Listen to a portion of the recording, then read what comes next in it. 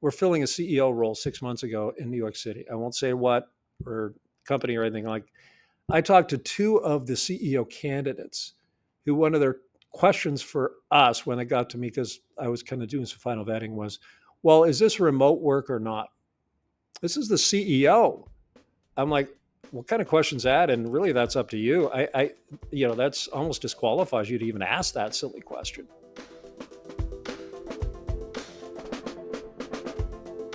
Good morning, HR. I'm Mike Coffey, President of Imperative, bulletproof background checks with fast and friendly service. And this is the podcast where I talk to business leaders about bringing people together to create value for all shareholders. I'm joined today by Joe Frodsham. Joe is president of the national talent solutions firm, CMP. Joe has over 2 decades of consulting experience, and before that, served as senior vice president of human resources at Tenet Healthcare. Joe will be presenting at the Fort Worth HR Strategic Mindset Conference on September 12th. And you can learn more about that conference at fwhr.org. Welcome to Good Morning HR, Joe. Hey, it's great to be here, Mr. Coffey, as I've learned to call you. So good to have a little late in the afternoon for Mr. Coffey, but here we are nonetheless. I'll keep you up all night. So there you go. So at CMP, y'all just released your 4th annual National Pulse Check on the C-suite state of mind. So let's start by just telling listeners what the Pulse Check is and why does CMP do that? Everybody focuses on frontline well-being and state of mind. What do you learn from looking at the C-suite? Oh, absolutely. Well, why do we do it? Really good question. We are a talent solutions firm. We've been around for 25 years with over 350 global and national clients. And we're constantly looked at and asked for kind of advice, insight. What are some emerging trends when it comes to talent? And we want to make sure that we're providing unique insight in areas that are maybe understudied and underappreciated. You're absolutely right. There's a lot of research and focus, and justifiably so, around engagement, where they look at the masses, across the organization. Uniquely and surprisingly, there's very little done to study the mind frame, the attitude, the engagement, even the mental health of the C-suite.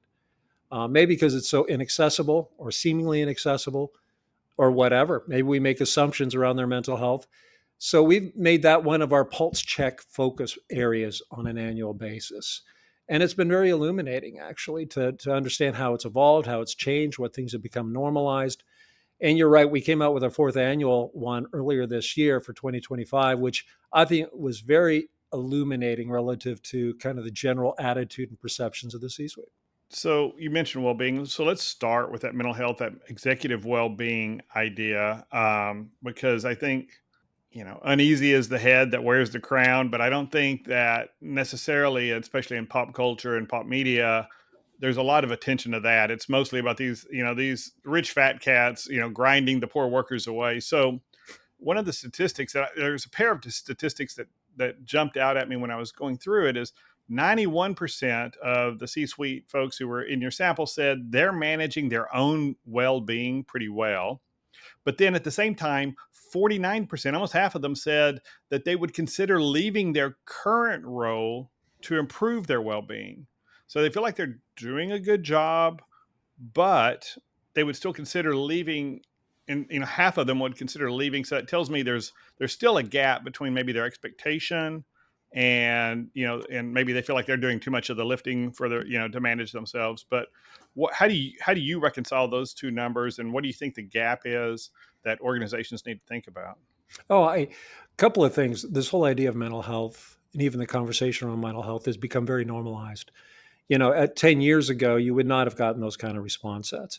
I don't think you would have gotten honesty. I think people have shied away from even answering a question set like we ask now for the C-suite. We have to even nowadays assure anonymity, because people are going to be very, at the C-suite level, especially in public companies, or if there's any kind of ownership oversight at the private equity level, they're going to be very, very, they'll want to position themselves as healthy, well-being people, right? Who have all this stewardship over often hundreds of millions, if not billions of dollars of capital investment, et cetera. Having said that, that dissonance, I think, is explainable. One is they see the importance of mental health and managing resilience and managing stress. Stress never informs good decision making. And I think most executives know that now. And I think there was this, can I say, come to Jesus? There was this kind of normalizing and an awareness of the importance of mental health and stress management as we went through COVID collectively and together. I mean, it's interesting. We have 15 or 16 executive coaches. All they do is work with executives at CMP as part of that part of our practice. On a quarterly basis, I'll meet with them and we'll talk about what are the common issues you're dealing with and focused on in your coaching work with these executives. And always, before COVID, it was, having fierce conversations, driving accountability, delegation. Since COVID, I'd say the last 5.5 years, number one has been stress management, relegating emotions, managing perspective through difficult times. It's changed drastically to this deep appreciation of mental health and all the different variations, derivations of it. I think that's been a seat change for us. And as a result, people are taking it very seriously at the C suite. They're expected to. And 90+% are saying, yeah, I'm doing that. But if it ever got to a point where I couldn't manage my mental health, not only would I do it for personal reasons, I don't think I should be in the role. I think I'd make stress induced decisions that would be bad for our stakeholders if I continue to be in a role that, caused so much stress that I wasn't able to manage my mental health. So you're right. The roughly half, any way you ask it, would say, yeah, I'd exit. I would exit if I couldn't manage my mental health. But right now, I pretty much am. That's at least how I drive those two questions. So, from a board perspective or managing partners perspective, what drives the C-suite mental health? How do you design the environment, the roles, so that C-suite mental health is taken care of, so that their well-being is there, so you retain that talent that you've spent all this money with CMP or somebody else to bring into the organization? Yeah, it's a great question. I mean, a lot of more established companies, like for instance, when I was at Whirlpool, when I was there in a global role for years, and anyone who was in an officer slash executive role got to go to the Mayo Clinic and have a full checkup physically. Now we know there's a close association between mental, emotional, and physical health. And so there was this, yeah, we'll make an investment. We want our executives to be healthy. And we see CCL's done some great research showing physically healthier executives perform better in a more sustainable level. Now, that is intuitive. You probably don't need a study to tell you that, but it's absolutely true. You've got to take care of your physical health, which has a direct correlation to your mental health. Now, what we've seen emerge, to answer your question, it's almost a derivation of the show Billions. I don't know if you ever saw Yeah. Billions, Oh, one of my but favorites. Yeah. yeah, it was kind of cool. And you had this on-site psychologist. Now she was more of a performance psychologist, Yeah. but what we have And a little seen, Machiavellian too, if we're being honest. very I mean, as Machiavelli. a career HR guy, and she was in charge of HR, it made me Yeah, really uncomfortable. Yeah. yeah, yeah. Like, don't take your HR advice from Yeah. Billions. I'm not trying to allude to that, but in any way, but the model of having someone on site, off site, or that knows the culture and the environment and the people well enough to have confidential anonymous conversations real time to help them get their head where it needs to be. I've seen that absolutely go up exponentially. So clinical support for executives is absolutely on top of mind, as something that's being invested in by boards, by HR, by a number of others. Now, it doesn't get the press because most organizations don't want to, you can see how that'd be spun if, yeah, we have a psychologist for our executives now. What? That doesn't sound great, but it is great. It is really good for them to have a resource that's safe. When you're in the C, I don't expect anyone to feel sorry for an executive. Often they're highly compensated. They want to be there. Absolutely. That goes with the job, it goes with the gig. I'm not asking for, any heartthrob as far as feeling sorry for them. But it is in everyone's self-interest that they are managing their perspective, their stress, the ambiguity they have to craft and navigate in ways that allow them to make decisions that have the most positive impact on people, process, outcomes, results, strategy. If they're not making optimized decisions, the ripple effect negatively is huge. So the ROI and investment of providing some clinical support real time for that group is easy to make. It's an easy case to make. And yeah, it's a business case, right? I mean, that's really what it boils down to. Absolutely. Yes. And I would argue investing in effective. I've seen a lot of wellness programs for the greater employee group that I think this is a feel good thing, but Sure. I question, and a lot of EAP programs. I mean, there's some good ones out there, but you know, Yeah. if you get two visits with, a therapist about something and then they move you on, I'm not sure that that's necessarily giving that front line the kind of support they might need. But what the report pointed out different kinds of stress relievers that executives are implementing in their own lives, and some of this will resonate with everybody. But did any of those come back to you as a surprise? I mean, they mentioned exercise, things like that, but other stuff like unplugging from their office and things like that. Well, I think clear boundaries. Having said that, that's not always true. What I've found is it really is very individual. And in some ways, I think HR gets in the way. If I can be dead honest with you, and I again, my last real job or few jobs, I was head of HR, so I'm not bashing on human resources, but we've got to be fluid, thoughtful, and empirical and empathic in our understanding of the difference between individuals. I'll give you an example. I've seen advice where they tell executives after 8, don't send an email, don't send a text, don't reach out in any way, fashion, or form. No, no, no, no, no, no. So for some executives, that's a great strategy, and they ought to communicate that, expect that. Great. Others, that's a terrible strategy because they have a personality. Maybe on a Myers Briggs, they're a P, where everything melds together. They bring personal into professional, professional into personal, and they're going to send emails out at 11 o'clock at night, 1 in the morning. What they have to make sure that people understand clearly is that they don't expect an immediate response. They don't, and make that radically clear. And I'm one of them, right? I run a firm. We have 90 employees. I distribute it across the nation. I send emails out at 1 and 2 in the morning, but I am massively clear. I do not. If you're replying at 1:30, I'm going to ask what's the problem here. Unless I know you, and that's kind of how you roll. So you got to allow people maximum flexibility to manage their personal and professional lives in a way that works for them, and it's going to be different for everybody. And so that's what I see. Now, the other thing I'd say is this normalizing of mental health, we take radically seriously. If I can pivot just a little bit, um, a big part of what we do beyond assessment and development solutions is outplacement. We've been doing outplacement services for 25 years. We have number of large clients. We help thousands a year kind of go through transition. Last year, and I'm going to say this with all soberness, we had 3 candidates commit suicide. Right. And Wow. it's tough for me to even say that. And every time that happens, I pause. We do a post-action sense. What could have we known? What do we know? What do we learn? And so this sensitivity to the mental and emotional state of people is radically important. Managers are not clinicians. We get it. They shouldn't be expected to be.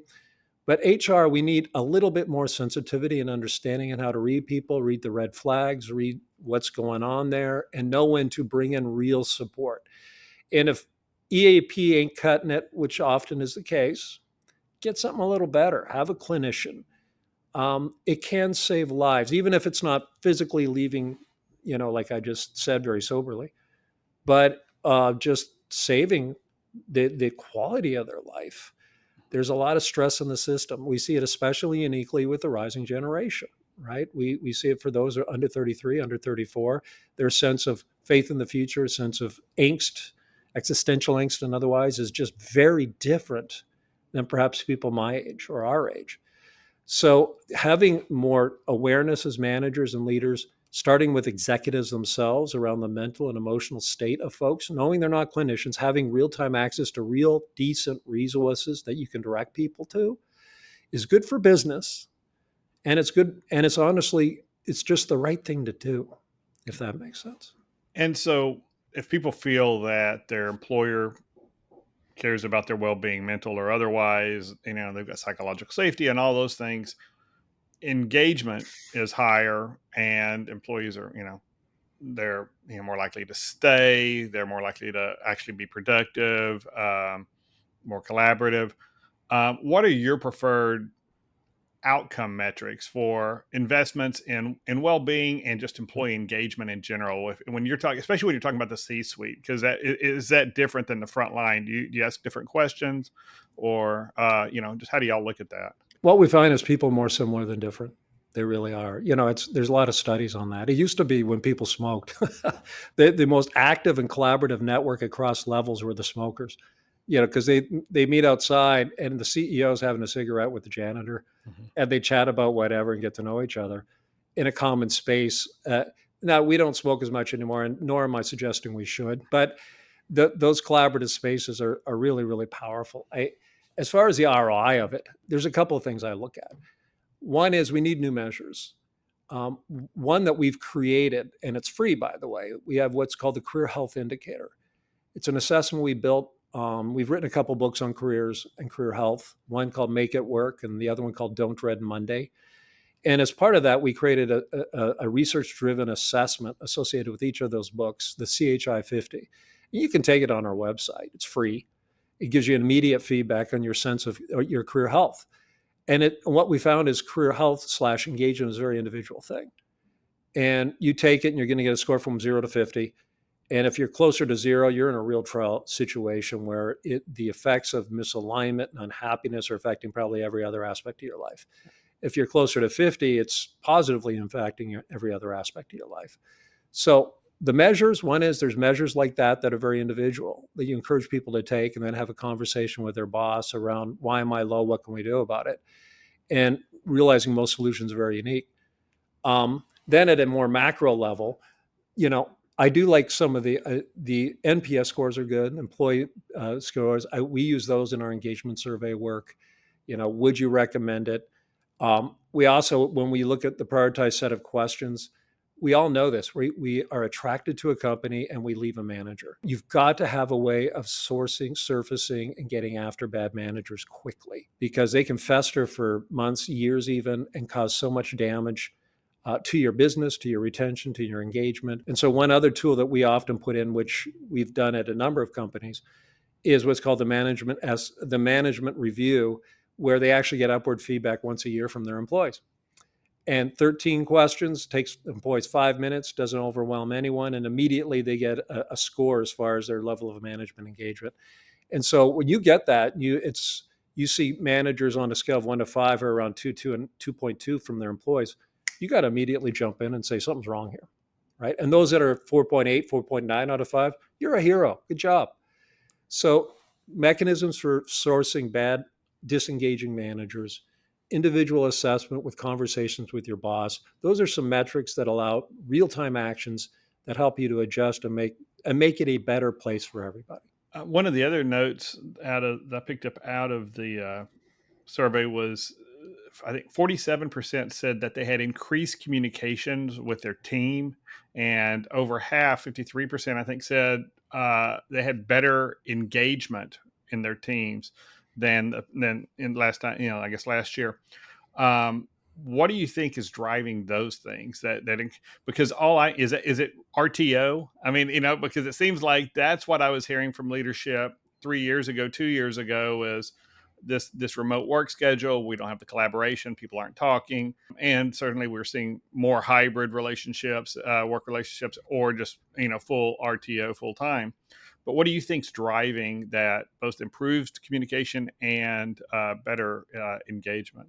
Well, I think we've gone through this. We all had this kind of confluence of event where all of a sudden we're working virtually. Some parts of the country went longer than that than others. That's just how it is. I mean, you and I think we're both in Texas. It happened in March, and in July, we were kissing strangers on the street corner. I mean, Yeah, we were done with it, no right? big deal. Yeah, Yeah. well, it's funny, but we have a presence in New York and Chicago, right? Okay. So I remember when I fly up there and I had to find my face mask because I'd Oh lost yeah. it, right? And obviously I had to put it. You're right. So there's a regional difference there. Absolutely was. I think there's two things that are happening. One is for those that are staying remote or hybrid, we're learning how to do it. I do think there's this kind of learning curve we've gone through as far as how we stay engaged, do subgroups, et cetera. Two, a lot more people are coming into work. That is an expectation. And kind of the days of hybrid are mostly over. Having said that, as we fill roles, we're filling a CEO role 6 months ago in New York City. I won't say what or company or anything like. I talked to two of the CEO candidates who one of their questions for us when it got to me, because I was kind of doing some final vetting, was, well, is this remote work or not? This is the CEO. I'm like, what kind of question's that? And really, that's up to you. That's almost disqualifies you to even ask that silly question. But you can see, so it's still very embedded in parts of our culture, right? So there, I think they've learned how to do it. Throughout much of the country, we're kind of going back to work as business as usual. Last thing I'll say, what's interesting is the research on this is fascinating. The people who have the biggest challenge staying at home, believe it or not, are introverts. You would expect the inverse. You say, well, it's extrovert. What they found is introverts tend not to have these social, on average, the social infrastructure outside of work that extroverts do. So they rely on it for the social need that they had. When you took that away, it was very devastating and difficult for many of them. We all, That's really interesting because, I mean, certainly when we first went remote in 2020, I was climbing the walls. I'm the one extrovert in my company. All my analysts are sitting in front of 2 or 3 computer monitors doing high level data entry and analysis stuff and yeah, very low social interaction. And I'm looking for the biggest introverts I can find in those roles typically. And they sure. were loving it. And we had the technology. So Zoom was there. They were constantly in contact with each other when they needed to.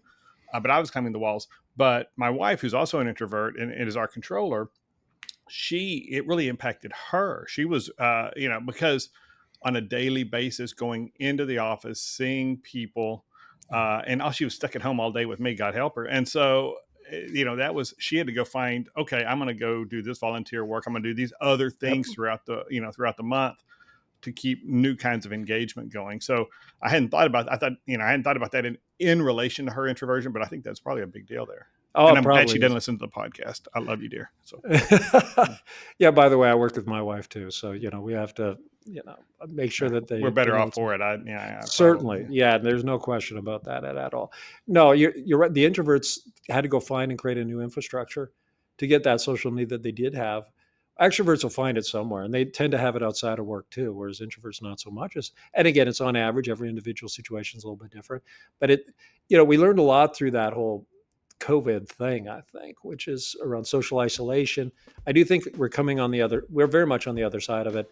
And leaders are better managing teams, whether it's a hybrid situation, fully remote, or in person.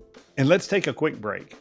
Good Morning HR is brought to you by Imperative, bulletproof background checks with fast and friendly service. For many employers, any review of a candidate's social media profile is taboo. And I'll admit that I spent many years trying to talk employers out of social media searches for most positions. But in a world where almost everyone is online and some people are definitely showing their true character in their social media posts, I don't think employers can afford to ignore it any longer. Within the confines of Title VII and other anti-discrimination laws, a candidate's off-duty conduct, including how they conduct themselves on social media, may be relevant. For example, if the employee engages in illegal or negligent conduct on the job that might have been predictable and therefore preventable, had the employer simply reviewed the public available information about them on the internet, the plaintiff's lawyers will certainly be using that information in a negligent hiring suit. For some positions, threatening, coercive, or bigoted online behavior may be a legitimate concern. In other instances, references to personal drug use or criminal behavior might be relevant.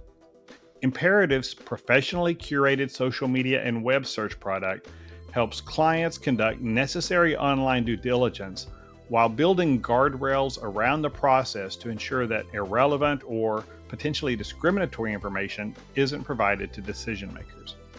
You can learn more about the many ways Imperative helps our clients make well-informed decisions about the people they involve in their business at imperativeinfo.com. If you're an HRCI or SHRM certified professional, this episode of Good Morning HR has been pre-approved for 1/2 hour of recertification credit, business credit for SPHRs. To obtain the recertification information, visit goodmorninghr.com and click on Research Credits. Then select episode 214 and enter the keyword C-Suite. That's CSUITE, all one word, no dashes, no spaces. And if you're looking for even more recertification credit, check out the webinars page at imperativeinfo.com. And now back to my conversation with Joe Frodsham. So for that half who didn't say that communication was improved since last you talked, what kind of prescriptions would you make to say, hey, here's some ways you can improve communication with your team, especially at the executive level, because they tend to have a smaller number of direct reports and Mhm. and fewer peers than the midline managers or the frontline employees. Yeah, it's interesting. Couple. One is when you look at that, our pulse check, it said either it's gotten better, it stayed the same, which is, I think it was like 40%. So there's only like 9 or 10% it got worse. It's trending or staying the same, which is a pretty good, dang good sign, right? So those folks where maybe it's the same, but we'd like it to be better, or it got worse. A lot of times it's because there's new players on the team, or they're a new CEO, or there's a discontinuous event that's happened. You kind of have to look at each one of those situations a little bit differently. What I would say though is I do think what we normalized is that you got to stay connected with your people. That it's the job of the manager is more than just getting work done, which is the primary job, but it's in the best interest of the business and the team to care about the whole person. And those HR human resource practices that reinforce and support that are going to be better off, especially having the difficult conversations. Not being conflict avoidant, Mhm. leaning in and creating a safe environment to be candid and have candor and thoughtful candor with each other. I talked about our executive coaches before, and I talked to them about what are the areas you focus on. Certainly there's stress management, emotional regulation. The other big area is exactly what I just said. Having difficult, crucial conversations is not easy. It's difficult. Yet it's the number one driver of alignment, development, accountability, and performance. And so helping managers just be more candid, whether it's remote like this or it's in person, is absolutely the key to being, truly effective as a leader. And I mean, there's a reason I have a shot glass right here on the desk. It's a drinking game here on the podcast. Is so often we put people into management roles and even C-suite who are really good at execution and Yes, really bad at people, and we sure. don't give them the skills and the training. And okay, this guy is he's a great accounting manager. Let's make him CFO, but that means he's got a lot more people reporting to him and he's got a different set of pressure set, but we're not going to do anything to train him up as he climbs the ladder. And now he's, it's the Peter principle. His ability to manage people is not what it needs to be at that level. How much do you see companies investing in management training? Because it keeps coming up in this conversation and a lot of ours, management training, and even up at the C-suite. There's the good and the bad in that, right? I haven't seen training budgets go up, that's for sure. Having said that, I've seen some meta trends when it comes to development. It used to be, gosh, 20, 30 years ago that they'd say, okay, we got a management program, herding behavior. Everyone go through these 3 classes, go through this one set of experiences. Now check the box. You're all great people managers. And the ROI of that was skeptical. Then it got to more team based. Now it's more individual based, which I think is right on. I see a lot more investment in coaching, customized development paths, unique focus on high potentials. Those people that are going to be in bigger roles over time, we got to know who they are and then invest in them early and proactively because they're going to have a broader ripple effect. So I think the meta trends to more individualized is probably good. I also see a kind of mainstreaming of the whole idea of emotional intelligence, which I think is great, right? That IQ just doesn't matter. In fact, EQ in many ways is more important, right? It's the situational and interpersonal awareness and influence. So I do see that. I think it's highly variable, man. I mean, there's some companies that make great investments and a lot that don't. And then usually what happens is they have a crisis where we have some really bad leaders. We've gotten in trouble, non-compliance. We don't get along. We hate each other. And everyone knows it. So it's usually one of those crisis modes that brings in a firm like ours to do an assessment, help them really correct course. And a lot of it is because they're not investing in meaningful, thoughtful, ROI driven development across the system as an organization. Let's talk about executive job security sentiment because I think 55% said they had no real concerns about their current position, which really surprised me that that number was that high. And then the balance said they had some or major concerns.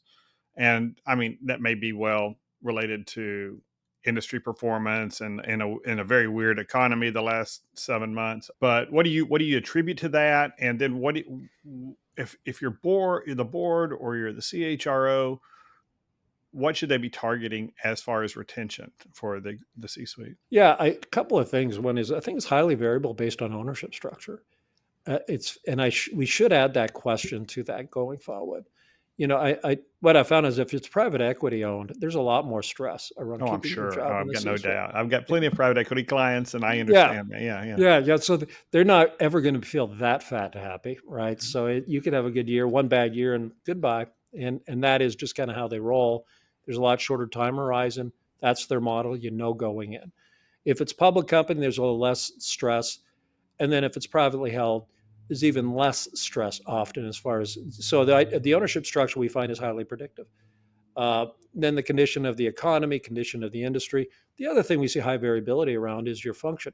The the C-suite role that tends to have the quickest turn is CIO, the last 5 to 10 years. And so the chief information officer, you would think of it with cybersecurity leaks, all the dependencies and variables they have to manage. And it goes very public at times when it's not managed well.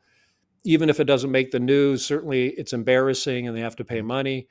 So the CIO is in a hot seat. The CIO usually doesn't feel very really fat and happy and highly engaged, whereas other functions a little less stressed too. So I do think it matters. I think it's the ownership structure and the function you're leading to some degree that kind of come together in a matrix. So the people that completed this, there were some private equity in there. There's no doubt. There's a lot of public companies and privately held companies. So we're going to have to ferret that out a little bit. But what we've seen and observe, it kind of matters on the ownership structure and what function you're leading, if that makes sense. Yeah, and there are probably certain personality styles that do well in that, you know, cut all expense to the bone, PE, Yep. environment, Yep. who are fine with that, and then others who maybe it's a longer term focus than and vice versa. I mean, somebody who goes to work for a privately held family owned business that's got a 50-year vision, nose to the grindstone, pulling out all the stops to make the next quarter, they may not be happy in that other environment too, I guess. Oh, Cordo, you know it. I mean, the private equity on it, some people love and flourish in that environment. They love the clarity. It's a financially driven set of decisions to get to an event, which can be a really nice payoff for them and a really nice payday for Good them. exit, yeah. And then you bet. And they go from one to the next. And it's a certain profile that really likes that blueprint for how to work. Others don't. They get very frustrated because, hey, we can't build anything long term. We're not talking culture enough. And if those are the sorts of things you want to do and leave, then most private equity, not all, that's probably not the game you want to play, right? You want to be somewhere with a little more stability and ownership structure and investments and that sort of thing. So it says more about your profile versus which one's right or wrong in and of Right. itself. Yeah, but I've definitely seen longtime clients that were very stable, privately owned, and then the owners did their exit, and the new buyers, whoever they were, came in. Oh, we love your culture. We're so excited about what Yeah. you've done here, what you've built, and then in 6 months, they've wrecked that culture. I mean, it's Um, we want you to keep your culture. We want everybody to love each other, but here's how we do business, and those are two different. Those go like totally. this. They've got to be, Yeah. and you can't have that gap. Yeah. No doubt. I Early in my career, I worked at Compaq. We bought a lot of companies and we ruined them because we didn't figure out the culture. Didn't operate independently when they should have, and they were software when we were hardware. And then when Hewlett Packard came along, I was part of the integration team, and we told them, we said, make decisions, move fast, even if that means don't not including us in different subpart of the businesses. Because the worst thing you can do is not be declarative on what your culture is Right. and be honest and transparent. Here we are, here's where it fits, where it doesn't fit. Versus trying to tap on both sides of the line. And you got to be declarative and clear on who you are as a culture. I think that's one of the powerful things about every strong culture is they don't try to be all things. They know who they are. Ben and Jerry's knows who they are, Oh yeah. right? Dell was for Well, and Ben and Jerry's, I mean, they got bought by Unilever, right? yeah, And there's a big structure. There's a big tension there between yes, their culture and Unilever's culture. 100. So it's close to that. Did some work at Green Mountain Coffee Roasters Hmm. up in Vermont, and it was the same. It was Waterbury to Vermont that Ben and Jerry's. For 10 years, they had this agreement. Ben and Jerry's would operate when they operated by Unilever. It was very public. 10 years independent, really, of Unilever's operations. After 10 years, they could be subsumed. So they did their thing and they kept their culture going. Unilever comes in, and now we know even politically, right? Ben and Right. Jerry's made some very clear statements that cost them maybe in the market, and Unilever was not comfortable with that, and they said that's so now we see okay, what's our culture now? How's it going to change if it's going to change? You have to be declarative. You can't be all things to all people, and therein lies, I think, what executives hopefully are starting to get, and certainly private equity, when they're doing their job right, get that too. What I hate is when they come in and pretend you love the culture, but we don't enough to do anything but change it. That Right. seems a Yeah. bit inconsistent. Yeah. Well, and I think leadership that survives that rises in a PE firm is generally a certain style Yes. of leader, and very Yes. autocratic and top down, Yep. and so good for them. I've been approached by over the years by some of our clients saying, "Hey, we'd like to help you build your company and get it." And I'm like, "No, thanks. It's not the lifestyle I'm looking for." No, it's a tough deal, man. Yeah, Well, but again, it's not, and even what they tend to care about. One is the CFO is almost as important as the CEO in a portfolio company, because they want to really know where they are financially, daily, weekly, hourly, minute by minute, pretty much. They want to make sure that there's cash flow, that they have a quick exit, or as quick as possible, with a meaningful balance sheet that works. So you got just in some ways it brings massive clarity to what it takes to win. Now it's not my deal, right? I mean, private equity has come to try to buy us a few times, and we've said no, and I will always say no. But for other people, it's not a bad fit, honestly. yeah. Well, Yeah. and I say no as much because I'd have to go get a real job, and what would I do? No, you don't want Yeah, exactly. that. Well, hey, man, thank you for your time. We're up on time. It just flew by. There's so much more that I wanted to cover out of the report, but I'm going to include a link to CMP's fourth annual National Pulse Check on the C-Suite State of Mind in the show notes, so our listeners can dive deeper into the information, and how to reach Joe on LinkedIn or whatever is going to be out there as well. But that's all the time we have. Thanks for joining me today, Joe. And this is great. Thank you so much, Mike, or Mr. Coffee. I'm going to Yeah, call you there you Mr. go. Yeah. Coffee. So this was fun. That's Thank you. that was my dad. So yeah, you can see Joe at the Fort Worth HR Strategic Mindset Conference on September 12th. And again, more information on that in the show notes, but also at fwhr.org. And thank you for listening. If you enjoyed this episode, please write us a review on Apple Podcasts, Spotify, YouTube, or wherever you're listening. And then share this episode on your favorite social media. It really does help people find us. We've got all the analytics. We can see where people are coming, especially when they come to the Good Morning HR website. And of course, we'd love to hear from you at goodmorninghr.com. Good Morning HR is produced by Marianne Hernandez and Paco Corral on Imperative's marketing team. And the Good Morning HR theme music was created by Steve Pegler at HR Strategies of Texas. And I'm Mike Coffey. As always, don't hesitate to reach out if I can be of service to you personally or professionally. I'll see you next week, and until then, be well, do good, keep your chin up.